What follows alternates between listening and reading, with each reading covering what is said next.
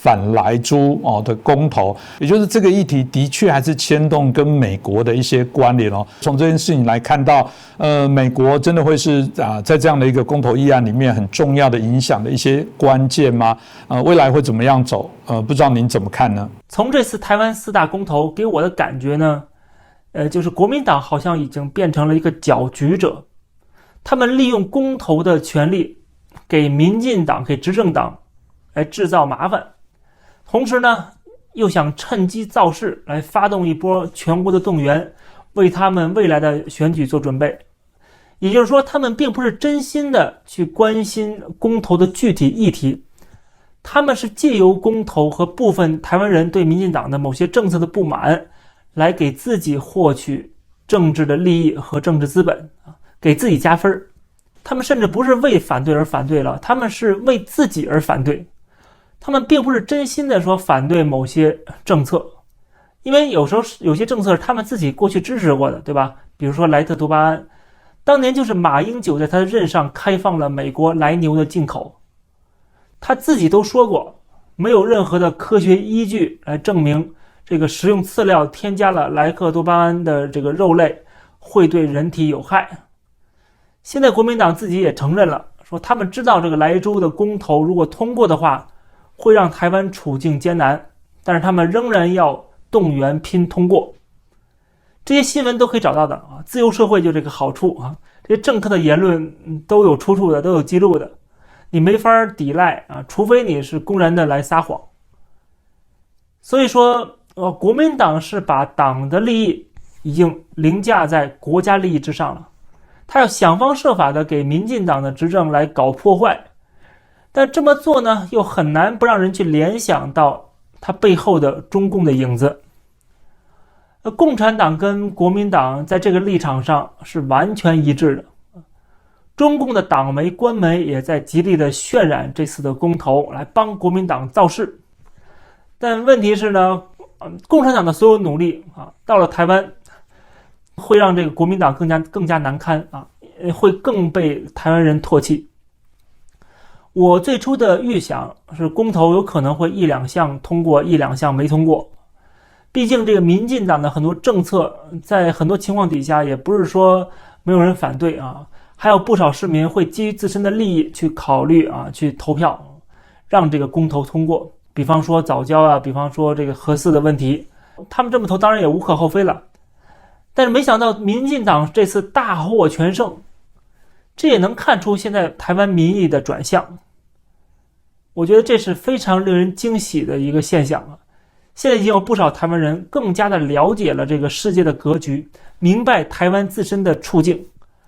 更多的考虑台湾的整体的利益和这个发展方向还有国家安全所在。那么在最近的这些年呢，民进党跟国民党的命运我看起来是完全不一样了。国民党是不停的被边缘化，而蔡英文过去这几年的政绩让越来越多的人相信他的这个政治决策和政治智慧对台湾是有利的。不见得每一项的政策都一定会取得所有人的支持这是不可能的，谁也做不到。但是至少民进党过去的成绩这是有目共睹的，不管是对抗中国的威胁，还是这个吸引台资回到台湾来进行投资另外就是跟主流的发达国家的关系的升级获得国际社会越来越大的支持。就是说在抗中保台的大方向上边，民进党是比较稳健的。如果没有以上这些成绩，你很难想象民进党在这次公投上面会大获全胜有人可能会觉得公投就是投具体的议题，不应该扯上政治，不应该涉及党派的斗争，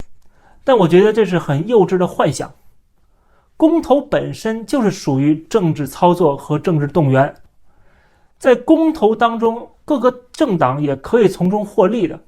这里边当然就会存在竞争的关系。在任何一个民主国家比如说某个县市的地方议题都很可能会涉及到党争，更何况这种全国动员的大型公投呢？这不可能跟蓝绿斗争没有关系。真要是没有关系的话呢，两党也不可能花费这么多的精力这么卖力的去宣传拉票了。蓝绿对决在台湾的政坛是一个主轴，这也是绕不过去的。小到地方选举，大到公投或者总统大选，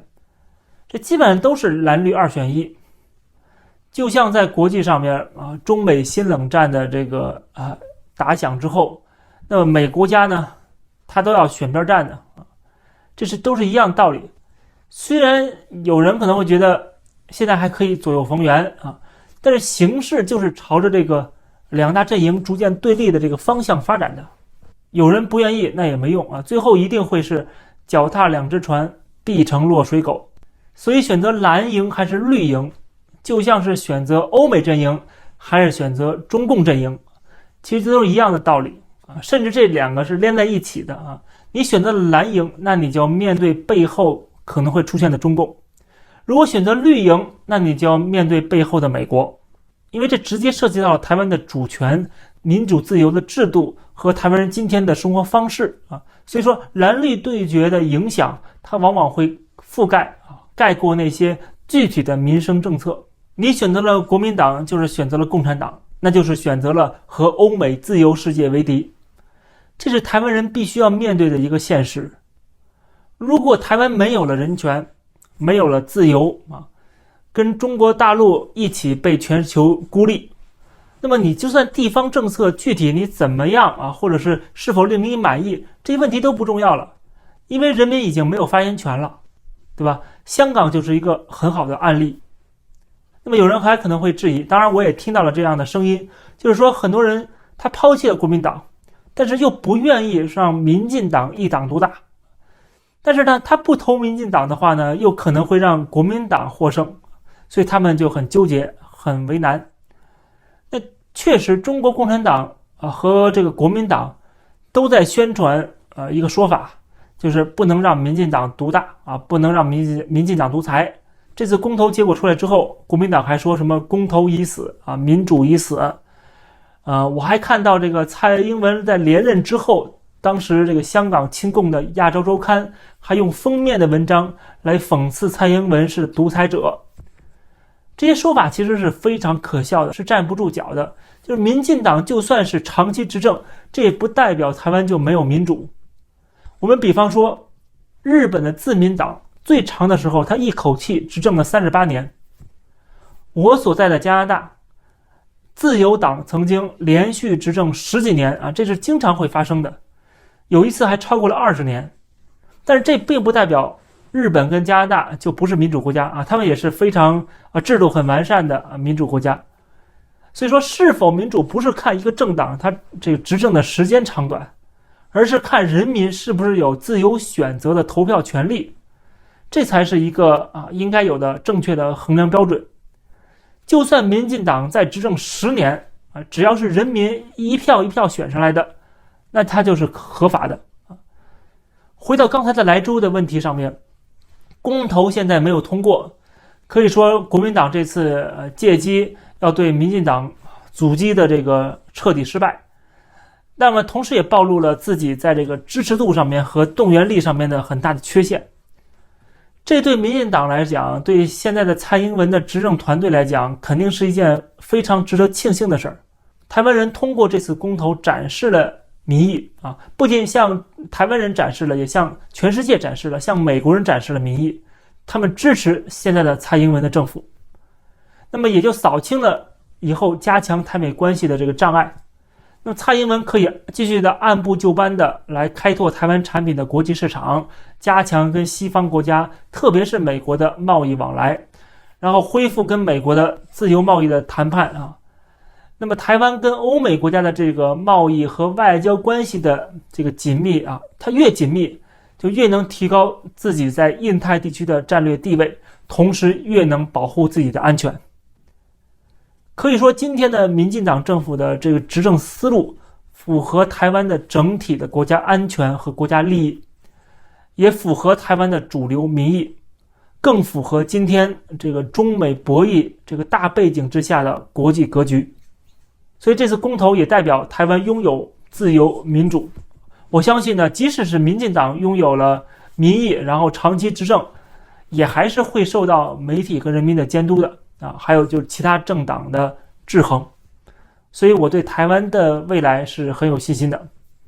虽然现在最大的问题就是中国大陆的威胁，这个是台湾人必须要面对的。